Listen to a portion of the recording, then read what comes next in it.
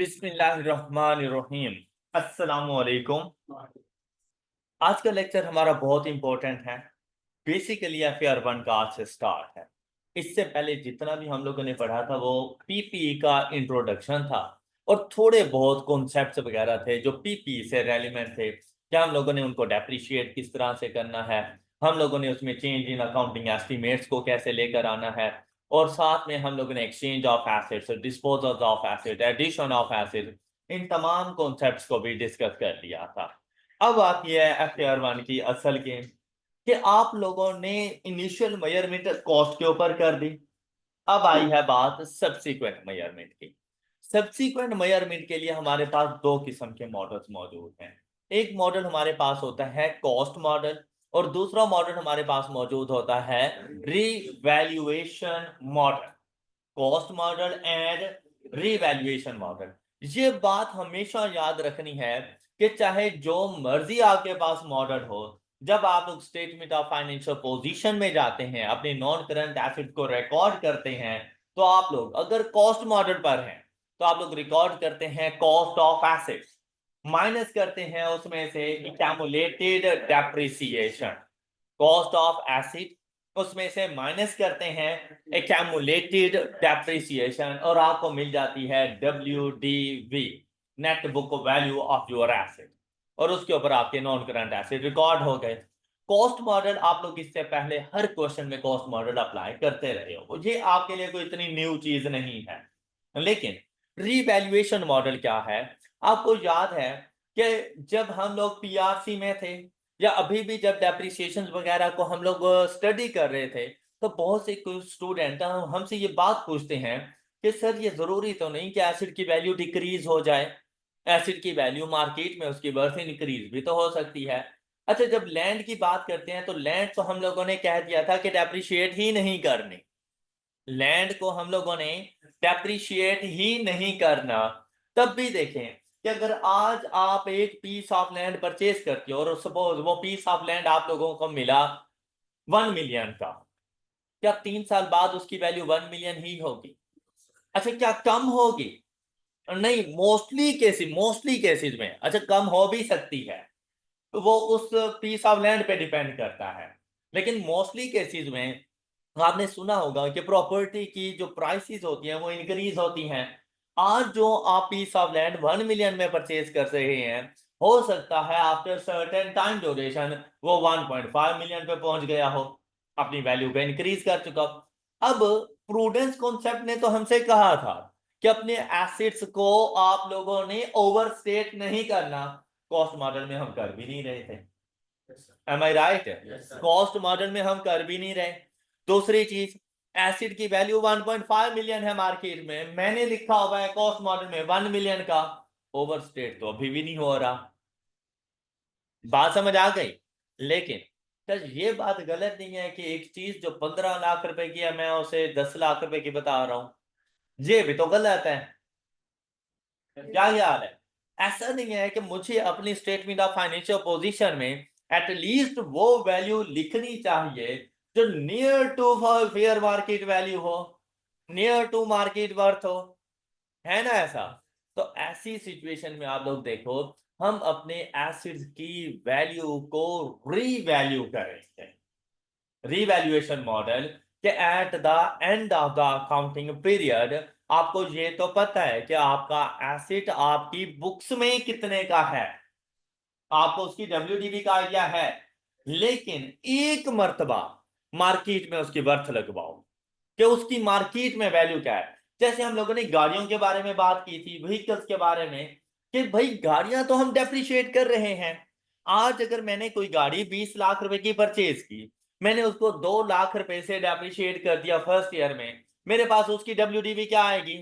18 लाख रुपए eight the end of first year. Second year में भी सपोज कि अगर स्ट्रेट लाइन मेथड है, मैंने 2 लाख रुपए से डेप्रिशिएट कर दिया, eight the end of second year मेरी बुक्स में मेरी उस व्हीकल की वैल्यू क्या हो गई? 16 लाख रुपीज। लेकिन मैंने मार्केट में देखा उसकी वैल्यू 16 लाख रुपीज नहीं थी, उसकी वैल्यू 16 लाख रुपीज से कम भी हो सकती है। क्या मतलब मार्केट में उसकी वैल्यू 14 लाख रुपीज थी। और मार्केट में उसकी वैल्यू ज्यादा भी हो सकती है, 20 लाख रुपीस थी। अब ऐसी सिचुएशन में, दोनों सिचुएशन में, चाहे फेयर मार्केट वैल्यू आपको कम मिले, मार्केट में जो वैल्यू हो वो कम मिले आपकी बुक वैल्यू से या ज्यादा मिले, आपने दोनों सिचुएशन में अगर आप लोग रिवैल्यूएशन मॉडल अप्लाई कर रहे हैं तो आप अपने एसेट को रीवैल्यू करोगे। मेरी बात समझ आई है? अपने एसेट को रीवैल्यू करोगे। वही चीज हम लोग पढ़ने जा रहे हैं कि या तो रिवैल्यूएशन अपवर्ड होगी, कि मेरी बुक्स में 16 लाख रुपए का एसेट था लेकिन मैंने उसको 20 लाख रुपए में लेकर जाना है, तो रिवैल्यूएशन अपवर्ड होगी, या रिवैल्यूएशन डाउनवर्ड होगी। लेकिन रिवैल्यूएशन का कंपैरिजन कॉस्ट ऑफ एसेट के साथ नहीं करना, WDV ऑफ एन एसेट के साथ करना है, कि मेरी बुक्स में क्या वैल्यू है, मार्केट में क्या वैल्यू है, मैंने उसको रीवैल्यू कौन सी अमाउंट के ऊपर जाकर किया, उसका कंपैरिजन, और उस इंक्रीज या डिक्रीज को अकाउंट फॉर कैसे करना है, ये है हमारा आज का टॉपिक। ये बात आपको समझ आ गई कि अगर मेरी बुक में 16 लाख रुपए का एसिड आ रहा है लेकिन उसको रीवैल्यू किया तो 20 लाख का बन गया, तो 4 लाख रुपए एसिड को इंक्रीज कर रहा हूं। अगर मेरी बुक में था 16 लाख रुपए का लेकिन जब रीवैल्यू किया तो 14 लाख रुपीस का आया, तो 2 लाख रुपए से मैं डी वैल्यू भी तो कर रहा हूं उसको, उसकी वैल्यू में डिक्रीज भी तो लेकर आ रहा हूं। तो क्वेश्चन ये आता है कि भाई इसको गेन के तौर पे प्रॉफिट और लॉस अकाउंट में लेकर जाऊं, या अगर डिक्रीज हो रही है वैल्यू, रिवैल्यूएशन डाउनवर्ड है, तो मैं इसको डिक्रीज को लॉस के तौर पे प्रॉफिट और लॉस अकाउंट में लेकर जाऊं, या कोई और ट्रीटमेंट है, मैं इसको जाके देखूंगा।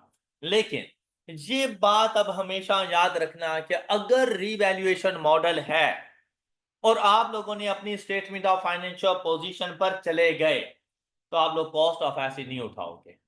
उसकी WDV फाइंड करने के लिए कॉस्ट ऑफ एसिड नहीं उठाओगे, आप लोग उसकी रीवैल्यूड अमाउंट लोगे। लास्ट रीवैल्यूड अमाउंट आपने वो लेनी है और उसमें से लेस करनी है एक्यूमुलेटेड एप्रिसिएशन ही, लेकिन from the date of purchase नहीं, from the date of revaluation, from the date of, उससे कहा जाता है। अब देखो ये सब्सीक्वेंट मेजरमेंट थी, एम आई राइट? तो अब WDV फाइंड करने के लिए कॉस्ट मॉडल हो तो कोई मसला ही नहीं है, क्या cost of asset minus accumulated depreciation is equal to WDV। लेकिन अगर रिवैल्यूएशन मॉडल है तो कॉस्ट स्किप हो जाती है, तो हम लोग आ जाते हैं उसकी रीवैल्यूड अमाउंट पर, और रीवैल्यूड अमाउंट में से लेस की जाती है सब्सीक्वेंट एक्यूमुलेटेड डेप्रिसिएशन। ऑलराइट, क्या अब सब्सीक्वेंट एक्यूमुलेटेड डेप्रिसिएशन से क्या मुराद होता है?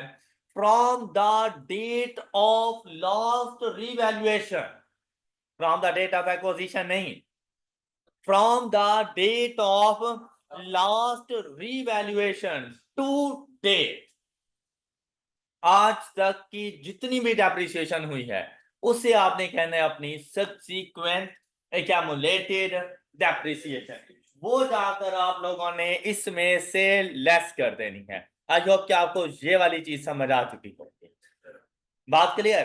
देखिए इम्पेयरमेंट लॉसेस के बारे में हम लोगों ने बाद में पढ़ना है, तो अभी इसके बारे में आपको सोचने की भी कोई जरूरत नहीं है। अभी हमारा फोकस एक्यूमुलेटेड डेप्रिसिएशन के ऊपर रहेगा। आपको यहां तक की बात समझ आ गई? क्या चीज कि अगर कॉस्ट मॉडल है तो कैरिंग अमाउंट कैसे फाइंड करेंगे? Cost of asset minus accumulated depreciation. और अगर रीवैल्यूएशन मॉडल है तो कैरिंग अमाउंट कैसे फाइंड करेंगे? रीवैल्यूड अमाउंट, वो जो लिखा हुआ है ना fair value at specific date, इसके साथ ब्रैकेट में लिख लो रीवैल्यूड अमाउंट।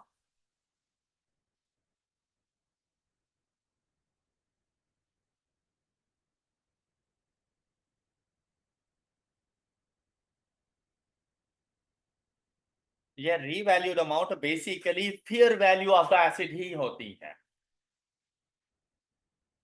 जिस दिन हम उसको रीवैल्यू करते हैं उस दिन एसेट की फेयर वैल्यू वो उसकी रीवैल्यूड अमाउंट बन जाती है।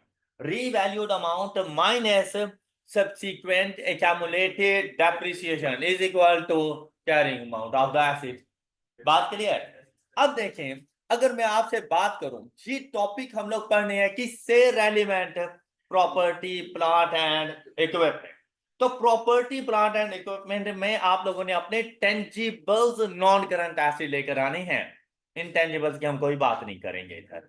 और टेंजिबल नॉन करंट एसेट कौन कौन से हो सकते हैं? एक लंबी सी लिस्ट है आपके पास टेंजिबल नॉन करंट एसेट्स की, जिनमें सबसे बड़ा एसेट आपके पास मौजूद होता है आपके पास लैंड, फिर उस लैंड के ऊपर बिल्डिंग, फिर उस बिल्डिंग में अगर फैक्ट्री बिल्डिंग है तो प्लांट एंड मशीनरी, फिर साथ में आपने व्हीकल्स भी रखी हुई होंगी, व्हीकल्स है, प्लांट एंड मशीनरी, बिल्डिंग है, ऑफिस की बिल्डिंग है तो साथ में आपने फर्नीचर भी रखा हुआ है, कंप्यूटर्स भी आपने रखे हुए हैं, आपने इलेक्ट्रॉनिक्स आइटम्स एसी वगैरह इस किस्म की चीजें भी लगाई हुई हैं, ये भी आपके नॉन करंट एसेट बन जाएंगे। M I right? आपके एयरक्राफ्ट वगैरह हो सकते हैं, ऑफिस इक्विपमेंट्स, शिप्स वगैरह, मशीनरी। भाई जहां पर व्हीकल्स आ रही हैं तो भाई ये शिप्स ये भी तो व्हीकल्स ही हैं, एयरक्राफ्ट एरोप्लेन वगैरह ये भी व्हीकल्स ही हैं, नॉन करंट एसेट्स हैं आपके। ये उन्होंने लिस्ट आपको बता दी। अब आती हैं कंडीशंस फॉर रीवैल्यूएशन मॉडल, कि भाई मुझे कैसे पता चलेगा कि मैंने कॉस्ट मॉडल पे रहना है या मैंने रीवैल्यूएशन मॉडल पे जाना है। तो उसके लिए हमारे पास ये 3 डिफरेंट कंडीशंस हैं। सबसे पहली कंडीशन हमारे पास क्या आ रही है? रिलायबल मेजरमेंट होनी चाहिए। मतलब क्या रिलायबल मेजरमेंट से क्या मुराद है? भाई कॉस्ट ऑफ एसिड का तो मुझे पता चल जाएगा, क्योंकि कॉस्ट ऑफ एसिड को डिटरमिन करना स्टैंडर्ड ने मुझे बताया था। क्या कहा था उसने? उसने कहा था कैश और cash equivalent plus fair value of other consideration. फिर उसने मुझे इन डिटेल सारी बात बताई कि भाई लिस्ट प्राइस उठाना, उसमें से ट्रेड डिस्काउंट लेस करना, रिबेट्स लेस करना, नॉन रिफंडेबल टैक्सेस ऐड करना, कस्टम ड्यूटी को ऐड करना, डायरेक्टली एट्रीब्यूटेबल एक्सपेंसेस ऐड करना। ऑलराइट, उसने कहा था फिर आपकी कॉस्ट ऑफ एसिड बन जाएगी, और उस टाइम तक ऐड करते रहना जब तक कि एसिड अवेलेबल फॉर यूज ना हो जाए। कोई डाउट? तब कॉस्ट को भी तो हमने क्या कहा था, अगर आपको याद हो, पीपी का रिकॉग्निशन क्राइटेरिया 2 पॉइंट्स थे। कौन से? Future economic benefits will flow to the entity and cost can be measured reliably. इधर भी वही बात कर रहे हैं कि जो मेजरमेंट हो वो रिलायबली होनी चाहिए। अगर कॉस्ट रिलायबली मेजर कर सकते हो तो उस पर रिकॉर्ड कर दो, और अगर आप लोग रिवैल्यूएशन मॉडल पे जा रहे हो तो आप अपने एसेट की फेयर मार्केट वैल्यू को भी रिलायबली मेजर कर सको, तब रिवैल्यूएशन मॉडल पे जाना। आपका एसेट है मार्केट में वर्थ ही नहीं है, क्या आप उसको फेयर वैल्यू मॉडल पे लेकर जाओगे? नहीं, फिर उसको कॉस्ट मॉडल पे रखो। Got it? तो ये पहला पॉइंट कि भाई रिवैल्यूएशन मॉडल उन एसेट्स के लिए जरूरी है जिसकी मार्केट में वर्थ मौजूद हो, जिसकी फेयर मार्केट वैल्यू का आपको आइडिया हो सके। देखिए, the fair value of the items of PP can be measured reliably, this may और मे नॉट बी। अच्छा, ये चीज के fair market value revaluation model में थोड़ा बहुत फर्क होता है। ये बात कर रहा है यहाँ पर फेयर वैल्यू की, ये यहाँ पे मार्केट कहते हैं, मार्केट वैल्यू और फेयर वैल्यू में फर्क हो सकता है। इसकी मैं आपको बेस्ट एग्जांपल देता हूं। आपके पास एक बाइक है, आप अपने मैकेनिक के पास जाओ, उससे बनवाते बनवाते वैसे ही पूछ लो, क्या मैंने ना अपना बाइक सेल करना है, कोई आइडिया दो कि ये कितने में सेल हो जाएगा। अब क्योंकि आप उसके कस्टमर हो, वो आपका ज्यादा दिल भी नहीं तोड़ेगा, आपसे वो कह देता है भाई ये 40,000 रुपए में सेल हो जाएगा। आप उसे कहो ना निकाल 40,000 रुपए और बाइक तुम रख, तब वो नहीं मानेगा। तो नहीं भाई मैंने नहीं लेना। हाँ, अगर तुम बेचने जाओ मार्केट में तो 40,000 रुपए तक बेच सकते हो, और जब मार्केट में जाते हो तो 30,000 रुपए का बिकता है। तो ये फर्क है इन चीजों में। तो कहते हैं कि ये मार्केट वर्थ के बराबर भी हो सकती है फेयर वैल्यू, इससे कम ज्यादा भी हो सकती है। क्लियर? लेकिन आप रिलायबली मेजर कर सकते हो तो रिवैल्यूएशन मॉडल की तरफ जाना। किसी को डाउट? नेक्स्ट देखो, नेक्स्ट पॉइंट क्या है? Sufficient regularity. सफिशिएंट रेगुलरिटी, अगर आप लोगों को याद हो तो हम लोगों ने कहा था कि भाई तमाम आप लोगों ने अपनी अकाउंटिंग पॉलिसीज में ना कंसिस्टेंसी रखनी है। मतलब ऐसा नहीं है कि आप लोग कभी स्ट्रेट लाइन मेथड पे हो, कभी रिड्यूसिंग बैलेंस मेथड पे हो, कभी आप 10% से डेप्रिशिएट कर रहे हो तो कभी आप 20% से कर रहे हो। इस किस्म की कोई बात नहीं होनी चाहिए। अब देखिए कहता है द फ्रीक्वेंसी ऑफ रीवैल्यूएशन, अब बात हो रही है यहाँ पे रीवैल्यूएशन की। सफिशिएंट रेगुलरिटी मींस दैट ऐसा भी ना हो कि आप हर 6 माह बाद उसको रीवैल्यू कर रहे हो। आपको पता चला कि भाई आपका अकाउंटिंग ईयर है, स्टार्ट हो रहा है 1 जनवरी से, एंड हो रहा है 31 दिसंबर। जून के एंड पर बजट आया, वहां से आपको पता चला एसिड की वैल्यू तो इंक्रीज कर जाएगी गई है। हालांकि अब इस आपके ईयर को स्टार्ट हुए 6 माह हुए थे, आप एसिड को रीवैल्यू कर दो। कहता है इस किस्म की कोई बात नहीं है। आपने देखना है कि एसिड की नेचर क्या है। मतलब ऐसा भी नहीं कि हर साल रीवैल्यू करते रहो, ऐसा भी नहीं है कि 5-5 साल तक रीवैल्यू ही ना करो। कहते हैं सफिशिएंट रेगुलरिटी होनी चाहिए। क्या मतलब कि अगर आपका एसेट इस नेचर का है जिसकी फेयर वैल्यू के अंदर सब्सिक्वेंट चेंज हर साल नजर आ रहा है। क्या सब्सिक्वेंट मतलब एक अच्छी अमाउंट का चेंज हर साल आपको नजर आ रहा है, फिर तो आप हर साल उसको रिवैल्यू करो। ओके। लेकिन आपके कुछ एसेट्स ऐसे हैं कि आपको लगा कि भाई 2-3 साल तक ये अपनी जो कॉस्ट है या अमाउंट है या फेयर वैल्यू है उसमें कोई बहुत ज्यादा चेंज नहीं लेकर आता, तो ऐसी सिचुएशन के अंदर आप उसको 3 से 5 साल के दौरान एक मरतबा रिवैल्यू किया करो। Got it. मतलब ये जरूरी नहीं, देखो डेप्रिसिएशन एक्सपेंस चार्ज करना ये हर साल किया जाएगा, लेकिन रीवैल्यूएशन मॉडल पर हूं तो जरूरी नहीं कि मैं हर साल के एंड पर उसको रीवैल्यू करूं, यह जरूरी नहीं।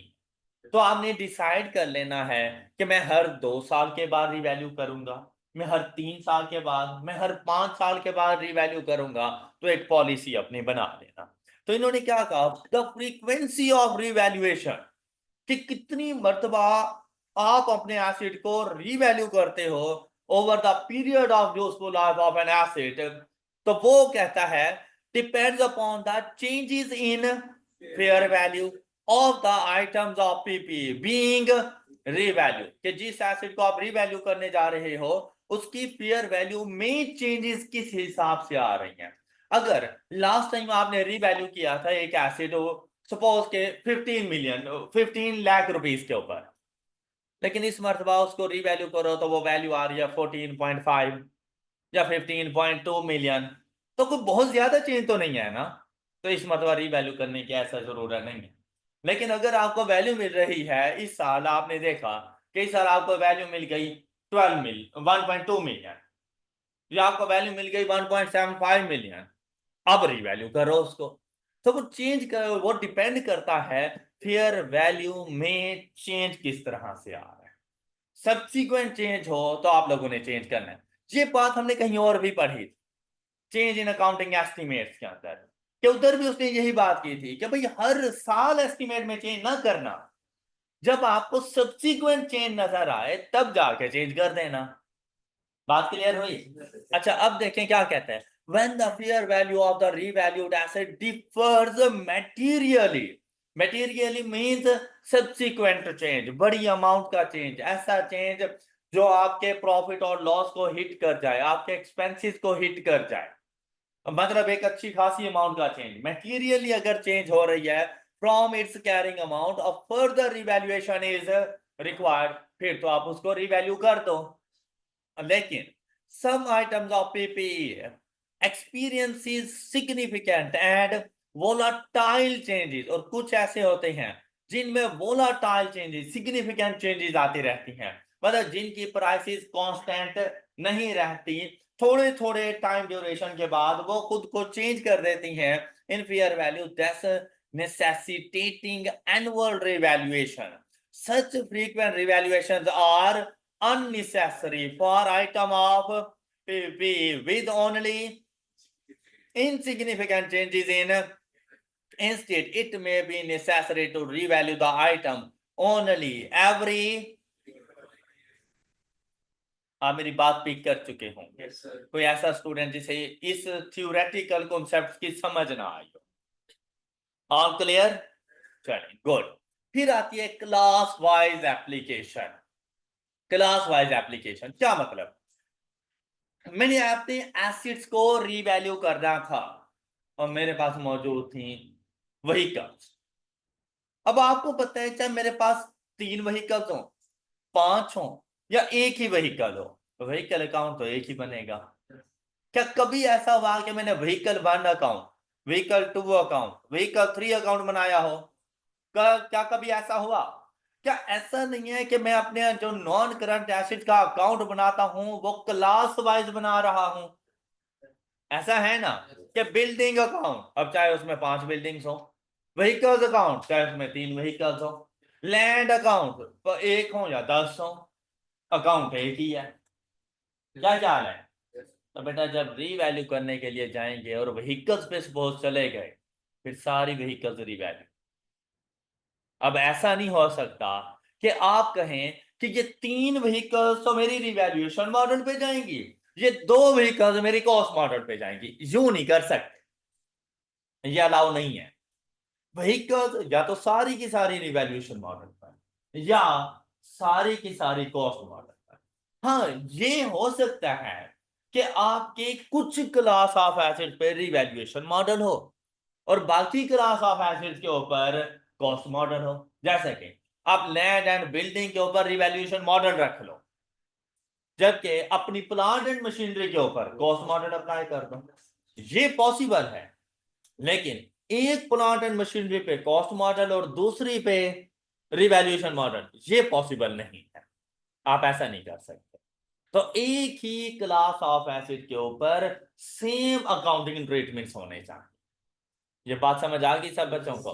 कहती है if an item of PPE is revalued the entire class of PPE to which that asset belongs shall be revalued. कि अगर कोई एक एसिड आप रीवैल्यू करते हो तो उसकी पूरी क्लास ऑफ एसिड को आपको रीवैल्यू करना पड़ेगा। For example, if a plant is revalued, all the plant and machinery held by the entity must be revalued. I hope कि ये सारे theoretical concepts clear हैं आप सब बच्चों को। इसी तरह आपके MCQs ओके हो जाएंगे। मतलब जब आप स्टडी टेक्स्ट को एक अच्छे तरीके से लेके चलेंगे, फिर चाहे वो आपको से थ्योरेटिकल क्वेश्चन पूछे एमसीक्यूज में या न्यूमेरिकली, आप इजीली उसको हैंडल कर लेंगे क्योंकि आपने स्टडी टेक्स्ट पढ़ी हुई है। ओके।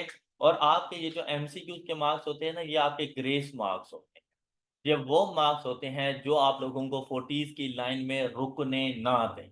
और आपने एमसीक्यूज जब भी सॉल्व करने हैं, आपने ये नहीं कंसीडर करना कि भाई 10 में से 8 नंबर तो इधर आ गए, बाकी मैं 42 की ट्राई करूं। नहीं है, आप ये देखो कि 10 नंबर तो मेरे साइड पे हो गए, मैंने 90 में से 50 लेना है। 90 में से 50 लो, कोशिश भी यही करो।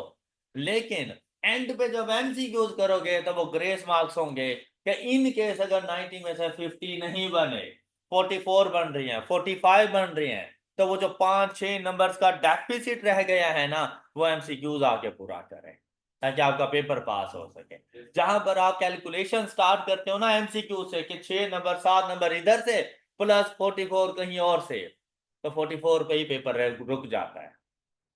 ओके।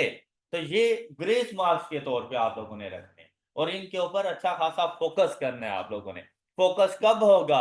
जब स्टडी टेक्स्ट सुकून से पढ़ोगे, फिर आपको अलग से एमसीक्यूज को प्रिपेयर करने की जरूरत नहीं पड़ेगी। ये जो हम लोग छोटी छोटी एग्जांपल्स कर रहे होते हैं ना, ये बेसिकली आपके एमसीक्यूज होते हैं। कि देखो हर एक चीज लेंथी क्वेश्चन में नहीं पूछेगा। कभी ऐसा होता है उसके माइंड में एक कॉन्सेप्ट क्लिक करता है, कहते हैं यार क्यों ना ये बच्चे से मैं पूछ लूं, तो अब वो लेंथी क्वेश्चन पे नहीं जाएगा, वो 1 नंबर के एमसीक्यूज के ऊपर आ जाएगा कि अगर इस तरह का सिनेरियो हो तो बताओ मेरी अकाउंटिंग ट्रीटमेंट क्या होगी। उस 1 नंबर के एमसीक्यू से उसे पता चल जाता है बच्चे को टॉपिक आता है या नहीं आता। Got it? तो हमने उसको बड़े अच्छे तरीके से लेके चलते हैं। कोई इशू किसी का, कोई बात आप लोगों ने पूछनी हो इसमें से?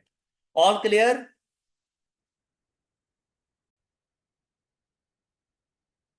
अब देखें कि इनकी अकाउंटिंग एंट्रीज। अच्छा भाई, अकाउंटिंग एंट्रीज कोई मुश्किल चीज नहीं है।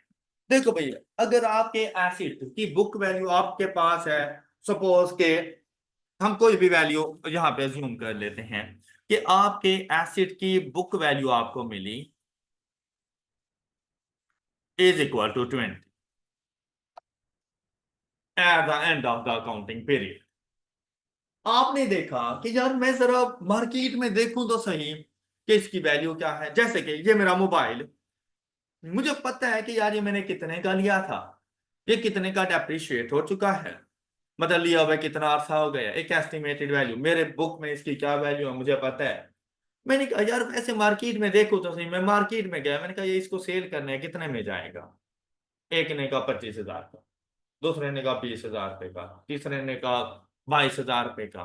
तो मुझे ना एक एवरेज वैल्यू का पता चल गया कि मेरे एसिड की मार्केट में वर्थ वो बन जाएगी मेरी एसिड्स की फेयर वैल्यू, री वैल्यू बन जाएगी। अब वो री वैल्यू मेरी नेट बुक वैल्यू से कम भी हो सकती है, और नेट बुक वैल्यू से हम दोनों सिचुएशन देख लेते हैं कि सपोज के मुझे फेयर वैल्यू मतलब रीवैल्यूड अमाउंट, हम लोग वर्ड इसके लिए यूज किया करेंगे क्या, रीवैल्यूड अमाउंट। और वो सपोज मुझे यहां पे मिल गई 25 रुपए, और मेरी बुक में मेरा एसिड कितने का है, जबकि मार्केट में कितने का है। तो ऐसा नहीं है जैसे मैंने अपने एसिड को अंडरस्टेट किया हुआ है, तो ऐसा नहीं है जैसे मैं अपने एसिड को बाय ₹5 इंक्रीज कर दूं। इंक्रीज करूं तो डेबिट करूं या क्रेडिट करूं, तो जाओ एसिड को डेबिट कर दो बाय ₹5। अब बात ये आती है कि क्रेडिट किसको करूं। तो इससे अब देखो, जब डिस्पोज करते थे तो आप कहते थे गेन ऑन डिस्पोजल। ये आपके पास एक किस्म का गेन है, एक किस्म का प्रॉफिट ही है ना, कि 20 रुपए का मेरा एक एसिड मार्केट में 25 रुपए का मौजूद है, तो आपको क्या ₹5 का गेन नहीं हो रहा। ये गेन है लेकिन ऑन डिस्पोजल नहीं है। ये गेन कब मिला, जब आप अपने एसिड को रीवैल्यू करने जा रहे हो, तो आप लोगों ने जाके इसको लिख देना है गेन ऑन, और गेन ऑन रिवैल्यूएशन का दूसरा नाम होता है revaluation surplus. Gain on revaluation का दूसरा नाम है रिवैल्यूएशन सरप्लस। हम लोग जब भी गेन ऑन रिवैल्यूएशन होगा मींस दैट रिवैल्यूएशन अपवर्ड होगी, तो वो जो डिफरेंस होगा between net book value and revalued amount, उसको रिकॉर्ड करेंगे एज रीवैल्यूएशन सरप्लस, और एंट्री रिकॉर्ड करेंगे asset account debit and revaluation surplus credit. Alright, इधर आप अपने पास जरा लिख लें इसको अपनी बुक में, गेन और रिवैल्यूएशन के साथ slash revaluation surplus. Got it. अब गेन और रिवैल्यूएशन या मोस्टली हम रिवैल्यूएशन सरप्लस यूज करेंगे, क्रेडिट क्या करेंगे हम लोग, रिवैल्यूएशन सरप्लस। ये बात समझ आ गई। अब दूसरी सिचुएशन देखो, दूसरी सिचुएशन इसका अपोजिट। अपोजिट क्या, कि भाई मेरी बुक्स में मेरा एसिड था 20 रुपए का, 20 रुपीज का। जब मैं गया मार्केट में तो मुझे वैल्यू मिली 15 रुपीज की, मिल गई मुझे वैल्यू। तो मेरा एसिड डिफरेंस आप देखो, किसके दरमियान डिफरेंस, कॉस्ट नहीं, नेट बुक वैल्यू और रीवैल्यूड अमाउंट के दरमियान। तो आपने देखा रीवैल्यूएशन डाउनवर्ड हो रही है, रीवैल्यूएशन डाउनवर्ड हो रही है। तो कितना डाउनवर्ड, 5 का डाउनवर्ड। जब एसिड की वैल्यू में डिक्रीज है तो एसिड को डेबिट किया जाता है या क्रेडिट किया जाता है, तो जाकर क्रेडिट कर दो एसिड को। कब, कब, जब रीवैल्यूएशन डाउनवर्ड हो। ऐसा नहीं है कि जैसे मेरा 20 रुपए का एसिड मार्केट में 15 रुपए का है तो मुझे 5 रुपए का लॉस फेस करना है, लेकिन इस लॉस ऑन डिस्पोजल नहीं है ये, क्योंकि डिस्पोज तो नहीं किया, अभी मेरे अपने पास एसिड मौजूद है। तो इसको क्या कहा जाता है, लॉस ऑन रिवैल्यूएशन। और ये फौरन से प्रॉफिट और लॉस अकाउंट में एज एन एक्सपेंस आप लोग चार्ज कर। जब भी आप एसिड को रीवैल्यू करोगे और आपको उस पर रीवैल्यूएशन लॉस मिल जाए, तो जिस साल आपने एसिड को रीवैल्यू किया उसी ईयर में आपने उसकी प्रॉफिट और लॉस अकाउंट में उसको as an expense loss on revaluation charge कर देना है। बात समझ आई है? बात क्लियर हो गई? लेकिन गेन ऑन रीवैल्यूएशन कभी भी प्रॉफिट और लॉस अकाउंट में अदर इनकम के तौर पर नहीं जाएगा। गेन ऑन रीवैल्यूएशन कभी भी प्रॉफिट और लॉस अकाउंट में नहीं जाएगा। इस रिवैल्यूएशन सरप्लस को आपने जाके रिकॉर्ड करना है स्टेटमेंट ऑफ फाइनेंशियल पोजीशन में इक्विटी के तौर पर। इक्विटी के कॉलम में हम लोग कंपनीज की अकाउंटिंग कर रहे हैं, तो वो जो कैपिटल का पोर्शन था, तो कंपनीज के लिए वो कैपिटल का पोर्शन क्या नाम कहलाता है? इक्विटी। इक्विटी के पोर्शन में जाओगे और इसको रिकॉर्ड करोगे एज अलग से रिवैल्यूएशन सरप्लस की हेडिंग देकर रिकॉर्ड करो। Got it? क्या फिर से सुनो, loss on revaluation foreign profit और लॉस अकाउंट में एज एन एक्सपेंस, लेकिन gain on revaluation other income के तौर पर नहीं जाएगा। ये स्टेटमेंट ऑफ कॉम्प्रिहेंसिव इनकम का पार्ट नहीं बनेगा, ये जाएगा स्टेटमेंट ऑफ फाइनेंशियल पोजीशन के अंदर और वहां पर इक्विटी के पोर्शन में रिवैल्यूएशन सरप्लस के तौर पर रिकॉर्ड करेंगे।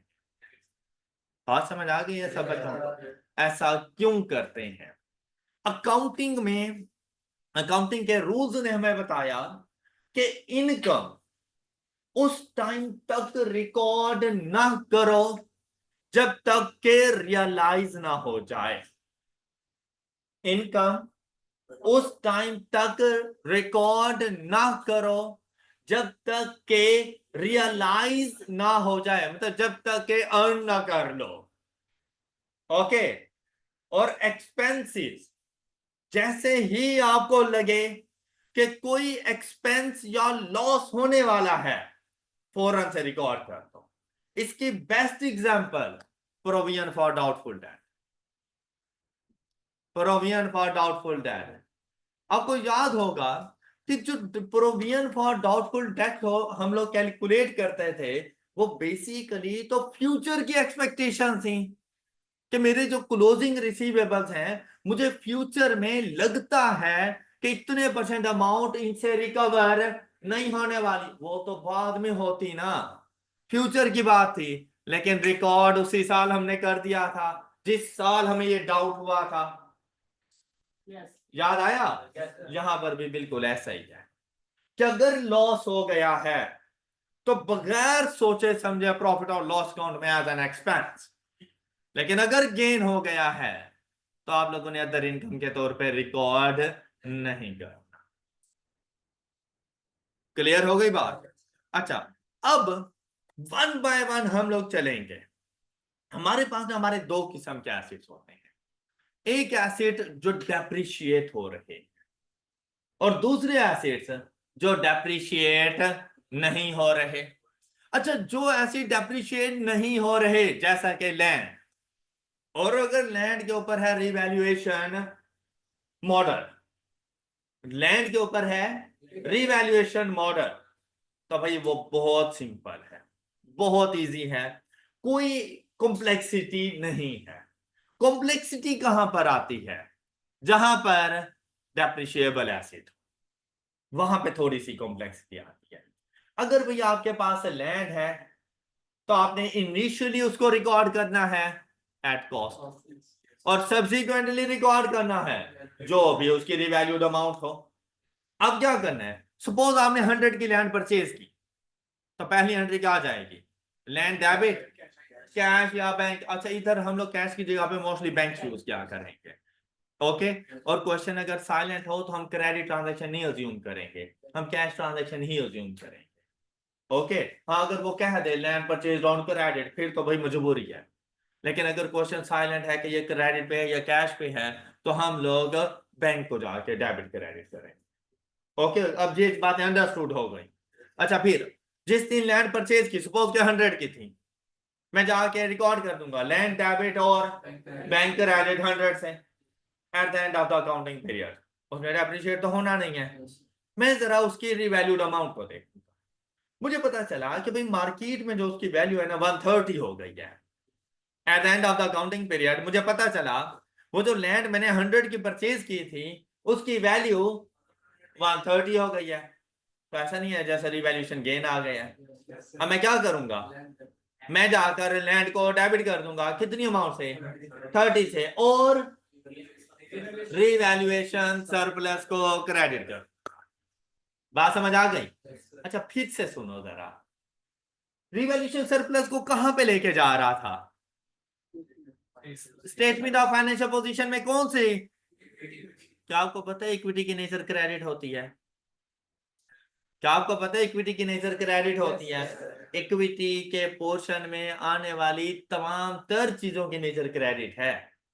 तो रिवैल्यूएशन सरप्लस की नेचर क्रेडिट नेचर है। Revaluation surplus credit nature account है, इसीलिए तो इक्विटी में गया है। Got it? अच्छा, फिर से सुनो। अच्छा, अगले साल फिर मैंने देखा कि मेरी जो एसिड की वैल्यू है ना वो इंक्रीज हो चुकी है, 150 हो गई है।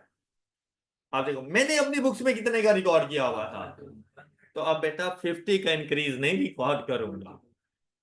क्या लास्ट वैल्यूड अमाउंट मेरी बुक्स में मौजूद है 130, अब लेकर जाना है तो जस्ट 20 से मजीद इंक्रीज कर दूंगा।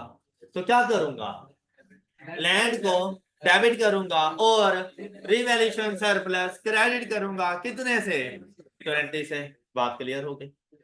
कोई डाउट किसी को? चलें, अब जरा ये देखें, एसिड कैरीड एट, मतलब फर्स्ट टाइम आपका एसिड रिवैल्यू होने जा रहा है, इसीलिए तो वो कॉस्ट पे मौजूद है इनिशियली। जब फर्स्ट टाइम रिवैल्यू होने के लिए जाएगा तो कॉस्ट में मौजूद होगा। तो कहता है पहले ही कॉस्ट पे है, अब आप उसको रिवैल्यू करने जा रहे हो और रिवैल्यूएशन भी आप वर्ड करने के लिए जा रहे हो। तो क्या तैयार हो? अच्छा, एग्जांपल देखो। अब हम लोग डेप्रिशिएबल एसेट्स को भी साथ साथ देख लेंगे। क्या कहते हैं, on 1 January 2021 M1 limited purchase of building for rupees 100 million with nil residual value and 10 years useful life. The company policy is not to transfer incremental depreciation. ये टॉपिक बड़ा समझने वाला है, तो हम लोगों ने चलना है जरा स्टेप बाय स्टेप। तो हम लोग अभी जरा इस इंक्रीमेंटल डेप्रिसिएशन के कॉन्सेप्ट को डिस्कस नहीं कर रहे, ये इंशाल्लाह कल के लेक्चर से शायद मैं शुरू कर दूं, लेकिन आज कम से कम इसके बारे में हम कोई बात नहीं करेंगे। मतलब मैंने आपको कंफ्यूज नहीं करना, मैंने एक ऐसी बिल्डिंग की बुनियाद रखनी है जो साल साल मजबूत रहे। क्लियर? तो इसीलिए आपने जरा मेरे साथ साथ सिर्फ चल। अच्छा, अब क्या किया हम लोगों ने, कहते हैं 31 दिसंबर 2021, मतलब राइट आफ्टर 1 ईयर, क्या हुआ, the building was revalued to rupees 108 million. हाँ जी, अब हमने इसकी जर्नल एंट्रीज बतानी है। First the journal entries for the year ended 31 December 2021। हमेशा याद रखो कि अगर FR1 पास करनी है ना, तो कोई भी एडजस्टमेंट आए, उसकी जर्नल एंट्री ऐसी ग्रिप हो कि चाहे वो पूछे या ना पूछे, आपका माइंड पहले जर्नल एंट्री बना के बैठा हो। तो जैसी जर्नल एंट्री बन गई, समझ लेना क्वेश्चन सॉल्व हो गया आपका। ऑल राइट, तो आपने उसकी जर्नल एंट्रीज की तो प्रैक्टिस भी हम लोग वैसे ही कर रहे हैं जरा। अब देखो, सबसे पहली जर्नल एंट्री क्या रिकॉर्ड करेंगे? हमारे पास एसिड कौन सा था? बिल्डिंग। बिल्डिंग अकाउंट को डेबिट करेंगे, बैंक अकाउंट को क्रेडिट करेंगे बाय रुपीज 100 मिलियन। फिर फर्स्ट ईयर का एंड, पूरा साल और कुछ भी नहीं हुआ, फर्स्ट ईयर का एंड, चलो करते हैं फर्स्ट ईयर का एंड, 31 दिसंबर पे पहुंचे, क्या करें, देखो रीवैल्यू हुआ, लेकिन बेटा रीवैल्यूएशन से पहले डेप्रिसिएशन का हक है, पहले डेप्रिसिएशन होगी, पहले रिवैल्यूएशन नहीं होगी, चाहे दोनों सेम डेट पर आ रहे हैं तो कभी भी पहले रिवैल्यूएशन नहीं कर देनी, पहले डेप्रिसिएशन, ऐसी ने डेप्रिशिएट होना, डेप्रिसिएशन के लिए उसने आपको बता दिया nil residual value 10 years useful life, तो पर ईयर डेप्रिसिएशन एक्सपेंस कितना आएगा, 10 का आ जाएगा, तो आपके पास जर्नल एंट्री क्या बनेगी, डेप्रिसिएशन एक्सपेंस और एक्यूमुलेटेड डेप्रिसिएशन क्रेडिट बाय ₹10, किसी को मसला, नो मसला। अब अगर ये रिवैल्यूएशन ना हो रही होती तो मैं हर साल डेप्रिसिएशन एक्सपेंस चार्ज करता रहता, किसी को कोई फर्क पड़ता था, बस बेहतरीन चलता हमारा काम, लेकिन मसला क्या हुआ, इसी ही दिन रिवैल्यूएशन हो गई, गॉट इट। अब मुझे एक बात बताओ कि रिवैल्यूएशन हुई, आपका एसिड कौन सी वैल्यू पे गया, आपका एसिड कौन सी वैल्यू पे गया, 108 पे चला गया, क्या मैं इसका कंपैरिजन इसकी कॉस्ट के साथ करूं, नहीं, किसके साथ करूं, WDV के साथ, तो WDV फाइंड भी तो करनी पड़ेगी, कितनी, 90, कैसे पता चला, कॉस्ट में से माइनस की एक्यूमुलेटेड डेप्रिसिएशन, तो करो ना माइनस, सबसे पहले अपने एसेट को उसकी WDV पर लेकर आओ, इससे पहले आपका एसेट अपनी कॉस्ट पे मौजूद है, इससे पहले आपका एसेट कॉस्ट में मौजूद है, सबसे पहला काम क्या करोगे, अपनी एसेट को उसकी WDV पर कैसे आएगा, जब कॉस्ट में से एक्यूमुलेटेड डेप्रिसिएशन लेस कर दोगे, ऐसा नहीं एसिड की वैल्यू को डिक्रीज कर रहे हो, तो करो ना डिक्रीज, पहली entry at the date of revaluation आपकी एक्यूमुलेटेड डेप्रिसिएशन का रिवर्सल, पहली entry on the date of revaluation आपकी एक्यूमुलेटेड डेप्रिसिएशन का रिवर्सल है, एक्यूमुलेटेड डेप्रिसिएशन खत्म कर दो, तो आपके एक्यूमुलेटेड डेप्रिसिएशन के अकाउंट में कितनी डेप्रिसिएशन मौजूद है, 10 की, उसको उठाओ और एसिड को दे, तभी तो वो अपनी WDV पर आएगा, ओके। अब क्या जर्नल एंट्री बनेगी, एक्यूमुलेटेड डेप्रिसिएशन अकाउंट डेबिट, क्योंकि इससे पहले आपने इसको क्रेडिट किया था, तो मैंने कहा रिवर्सल करो, तो अब क्या करोगे, डेबिट कर दोगे, और किसको दोगे, एसिड अकाउंट को दोगे, ओके। अब एसिड अकाउंट 10 से क्रेडिट हो गया, डेबिट कितने से हुआ था, 100 से, क्रेडिट कितने से हुआ, 90 पे आ नहीं गया, अब उसको रिवैल्यू कर, क्या आपको मेरी यह बात समझ आई, आपने at the date of revaluation asset को उसकी WDV पर लाना है और फिर उसको जाके डेप्रिशिएट और रीवैल्यू करना, डेप्रिसिएशन तो बात की बात है, रीवैल्यू करना, ओके, हो गई बात। तो अब देखो हम लोगों ने सिर्फ एक साल हुआ था, तो क्या एक्यूमुलेटेड डेप्रिसिएशन में भी तो सिर्फ एक साल का डेप्रिसिएशन एक्सपेंस मौजूद होगा, कितना, 10, उसका रिवर्सल रिकॉर्ड कर दो, क्या, एक्यूमुलेटेड डेप्रिसिएशन अकाउंट और बिल्डिंग अकाउंट क्रेडिट, क्लियर। अब आपकी बिल्डिंग का जो एसिड अकाउंट है वो 90 पे पहुंच चुका है, जबकि उसको कहां पर लेकर आना है, तो कितने का इंक्रीज आएगा, 18 का, तो एसिड अकाउंट को डेबिट कर दो 18 से, और रिवैल्यूएशन सरप्लस को क्रेडिट कर दो बाय ₹18, बात क्लियर। फिर से ये है मेरे पास मेरा एसिड अकाउंट, मैं आपको जरा एसिड अकाउंट बना के समझाता हूं,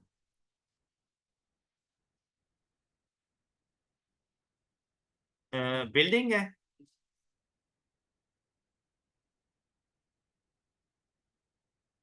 बिल्डिंग, देखिए यहां पर आपने अपनी बिल्डिंग परचेज की 100 की, बात क्लियर हो गई?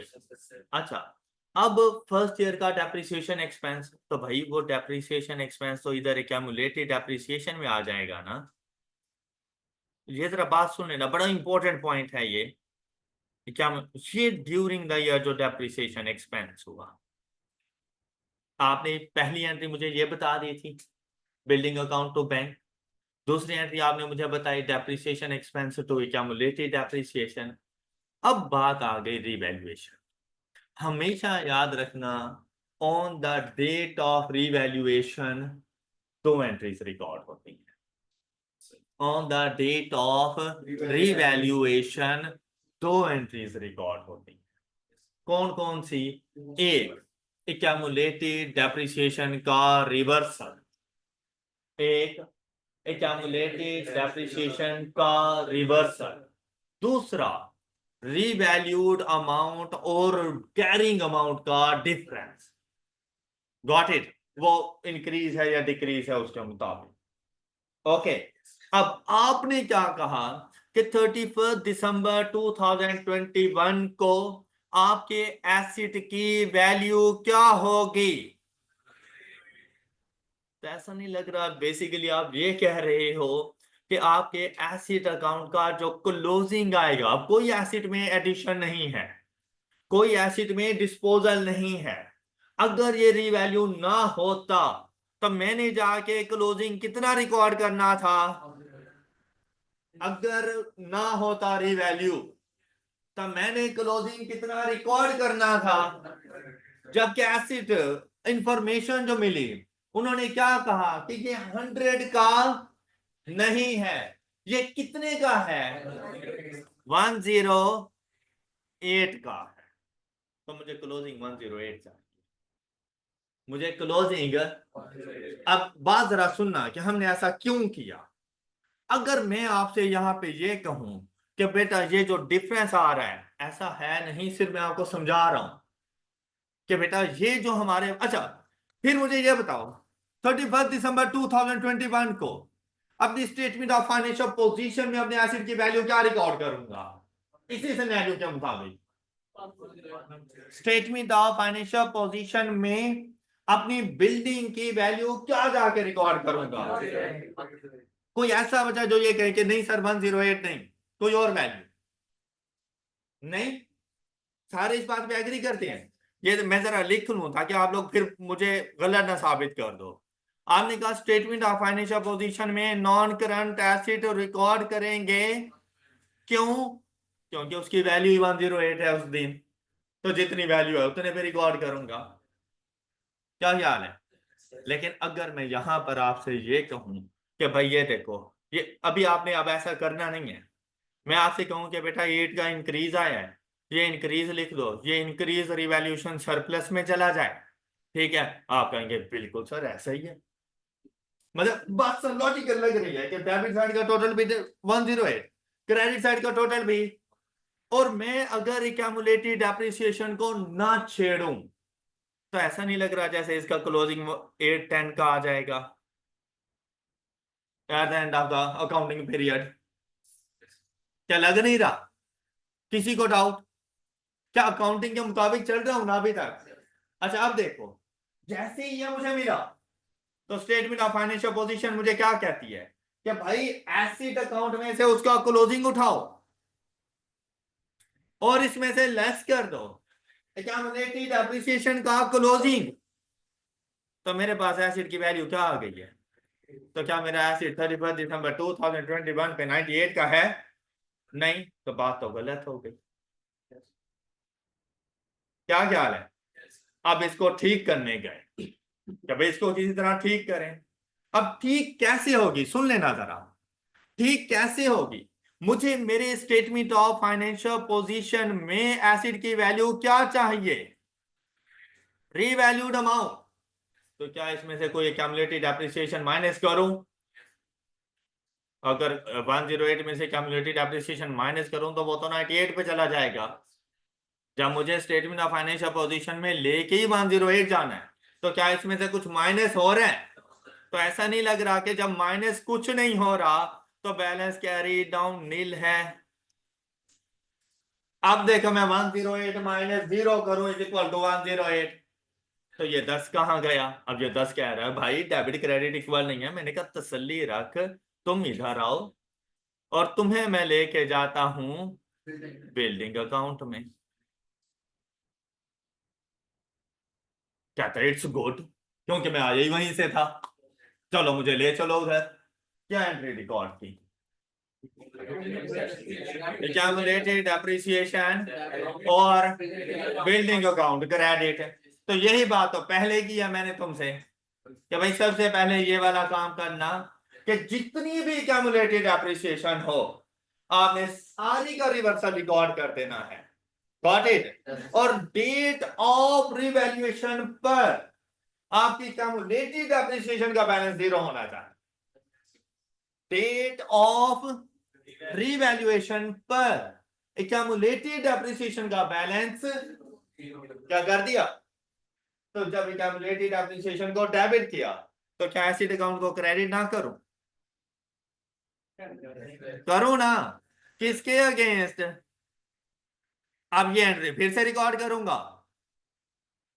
नहीं, हो चुकी है भाई। एक एंट्री एक ही मर्तबा रिकॉर्ड होती है, जाती 2 लेटर्स में है। बात समझ आ गई? बैलेंस नहीं हो रहा, बैलेंस नहीं हो रहा। यहां पे देखो 108, यहां पे देखो 128। अब ऐसा नहीं लग रहा यार रिवैल्यूएशन सरप्लस 18 का है। बात सच है, 100 का एसिड था, 10 की क्यूमुलेटिव डेप्रिसिएशन हुई, 90 पे पहुंचा था। मेरी बुक में वो at the date of revaluation 90 का था, लेकिन मार्केट में 108 का था, तो इंक्रीज कितने का आया? तो जाओ भाई 18 रिवैल्यूएशन सरप्लस रिकॉर्ड करो। जर्नल एंट्री क्या बनी? Building account debit revaluation surplus by rupees. ये जर्नल एंट्री आ गई आपके पास।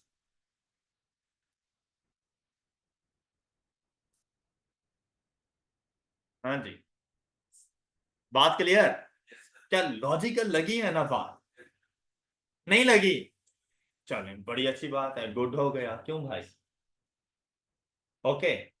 अच्छा, अब 31 दिसंबर 2021 मेरे एसिड की वैल्यू है 108 और मेरे एक्यूमुलेटेड डेप्रिसिएशन का बैलेंस है नील। तो अगले साल जब मैं जाऊंगा तो एक्यूमुलेटेड डेप्रिसिएशन का बैलेंस मिलेगा ओपनिंग नील, है ही नहीं। लेकिन एसिड अकाउंट का मुझे ओपनिंग मिलेगा 108। क्या मैं एसिड अकाउंट डब्ल्यूडीवी पे बना रहा हूं? नहीं, बेसिकली कॉस्ट। हाँ, लेकिन जब सब्सिक्वेंट मेजरमेंट में मैं रिवैल्यूएशन पर आ गया तो अब वो रिवैल्यूड अमाउंट डब्ल्यूडीवी नहीं, कॉस्ट या रिवैल्यूड अमाउंट। जब एक्यूमुलेटेड डेप्रिसिएशन अलग से हो तो एसिड अकाउंट डब्ल्यूडीवी पर नहीं होता। ऑलराइट, जो मॉडल यूज करोगे एसिड अकाउंट उसी पे हो। कॉस्ट मॉडल है तो कॉस्ट पे ही रहेगा, रिवैल्यूएशन मॉडल है तो रिवैल्यूड अमाउंट पे। बात क्लियर हो गई? अब अगर मैं जाऊं 31 दिसंबर 2022, क्योंकि पूरा साल अब कुछ भी नहीं हुआ, एसिड ने तो डेप्रिशिएट होना है, एसिड ने डेप्रिशिएट होना है। अब क्वेश्चन ये आता है कि 2022 का डेप्रिसिएशन एक्सपेंस क्या आएगा? मेरा पॉइंट पिक किया? 2022 का डेप्रिसिएशन एक्सपेंस क्या आएगा? तो बड़ा सिंपल सा रूल है, जो चीज आप लोगों ने चेंज इन अकाउंटिंग एस्टिमेट में की थी वही इधर करोगे। चेंज इन अकाउंटिंग एस्टिमेट में क्या किया था? चेंज इन अकाउंटिंग एस्टिमेट आपने कहा था at the time when estimates change WDV of the assets becomes the cost of asset and is depreciated over the period of remaining useful life. Am I right? Yes, sir. बस यहाँ पे WDV की जगह पे revalued amount आ जाएगी। WDV की जगह पर रीवैल्यूड अमाउंट, कि अब फ्यूचर पीरियड्स के लिए, रिमेनिंग यूजफुल लाइफ के लिए आपने रीवैल्यूड अमाउंट को डेप्रिशिएट करना है, कॉस्ट को नहीं करना। बात क्लियर? तो अब आप क्या करोगे, 108 माइनस 0, वो रेशो वैल्यू जो हो उसके मुताबिक ही चलते रहिएगा, डिवाइडेड बाय, अब 10 नहीं करना, अब 9 कर। बात क्लियर? 9 इज इक्वल टू, तो अब जो डेप्रिसिएशन एक्सपेंस आएगा वो आएगा फॉर द ईयर 2022 कितना, 12। सोचने वाली बात है ना यार, कि जब एसिड की वैल्यू में इंक्रीज आ गया है तो क्या डेप्रिसिएशन एक्सपेंस इंक्रीज नहीं हो जाए? तो बस हो गया इंक्रीज। तो अगर आपसे फॉर द ईयर 2022 की भी जर्नल एंट्री पूछी जाती तो आप लोग क्या जर्नल एंट्री बताते? डेप्रिसिएशन एक्सपेंस अकाउंट डेबिट और एक्यूमुलेटेड डेप्रिसिएशन क्रेडिट। किसी को कोई इशू? मेरे ख्याल से ये वाला क्वेश्चन समझ आ गया है सब बच्चों को, ऐसा ही है। अच्छा, फिर हमारे पास आता है कि एसिड को कैरी किया हुआ कॉस्ट पे ही, मतलब फर्स्ट टाइम रिवैल्यू होने जा रहा है। इससे पहले हमने पढ़ा कि अगर रिवैल्यूएशन अपवर्ड हो तो हम क्या करेंगे, और अब क्या बनने जा रहे हैं, अगर रिवैल्यूएशन डाउनवर्ड हो तो हम क्या करेंगे। तो मैं आपको अल्हम्दुलिल्लाह कुछ नहीं बता रहा, आपने खुद से जर्नल एंट्रीज रिकॉर्ड करनी है। एग्जांपल नंबर 23, सॉल्यूशन ना देखिएगा, सॉल्यूशन देखा तो मतलब हार गए आप, और फिर आपको कोई नहीं पास करवा सकता। आपने मेथड बता दिया मैंने आप लोगों को, अब आपने मुझे एग्जांपल नंबर 23 सॉल्व करके देनी है, जल्दी करें शाबाश। और 2022 के लिए भी आपने बताना है एक्स्ट्रा एक एंट्री।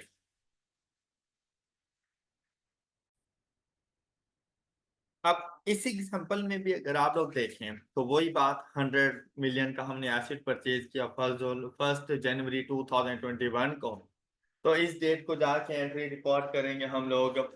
बिल्डिंग प्रेमिसेस हैं, premises account debit and bank account credit by ₹100, that and of the accounting period जाएंगे, प्रेमिसेस ने भी डेप्रिशिएट होना है। तो उसके लिए उसने हमें बता दिया कि भाई 10 ईयर यूजफुल लाइफ है और रेसिडुअल वैल्यू है हमारे पास नील, तो हम लोग इसको डेप्रिशिएट करेंगे 10 मिलियन के साथ। ओके, और एंट्री सेकंड वाली एंट्री रिकॉर्ड करेंगे हम डेप्रिसिएशन एक्सपेंस डेबिट और एक्यूमुलेटेड डेप्रिसिएशन क्रेडिट। अब देखें उसी दिन रिवैल्यू हो गया, तो जितनी भी एक्यूमुलेटेड डेप्रिसिएशन थी उसका रिवर्स। और बेसिकली आपने इस एक्यूमुलेटेड डेप्रिसिएशन को रिवर्सल से मुराद ये नहीं कि accumulated depreciation to depreciation expense account, नहीं, एक्यूमुलेटेड डेप्रिसिएशन को रिवर्स करो लेकिन ट्रांसफर करो टू एसेट्स अकाउंट। तो आप एंट्री रिकॉर्ड करोगे एक्यूमुलेटेड डेप्रिसिएशन अकाउंट डेबिट और एसेट अकाउंट क्रेडिट, ये तीसरी एंट्री आ गई, कितनी अमाउंट से, 10 से। आपका एसिड पहुंच गया 90 पर, एम आई राइट, लेकिन रीवैल्यूड अमाउंट है उसकी 63। तो आप देखो 90 और 63 के दरमियान डिफरेंस 27 का। अब 27 से एसिड को डिक्रीज करना है, तो एसिड को क्रेडिट करोगे, प्रीमिसेस अकाउंट क्रेडिट करोगे, और डेबिट किसको करोगे, लॉस ऑन रिवैल्यूएशन 27 के साथ। बात क्लियर हो गई, पहुंच गए थे यहां तक। और ये loss on revaluation foreign profit और लॉस अकाउंट 2021 में जाके रिकॉर्ड करते हैं आपने। अब आपका एसिड मौजूद है 63 पर। अब जब नेक्स्ट ईयर जाओगे तो डेप्रिशिएट करोगे, 63 divided by 9 is equal to 7, exact 7 का डेप्रिसिएशन एक्सपेंस आएगा अगले साल। खुद सोचो कि जब एसिड की वैल्यू में डिक्रीज कर रहे हो तो क्या उसका डेप्रिसिएशन एक्सपेंस डिक्रीज नहीं हो जाएगा? तो देखो, जब पहले 10 कर रहे थे अब 7 कर रहे हो। बात समझ आ गई? तो क्या जर्नल एंट्री बनेगी आपके पास, depreciation expense debit and accumulated depreciation credit by rupees 7 कब 31st दिसंबर 2022। किसी को कोई डाउट?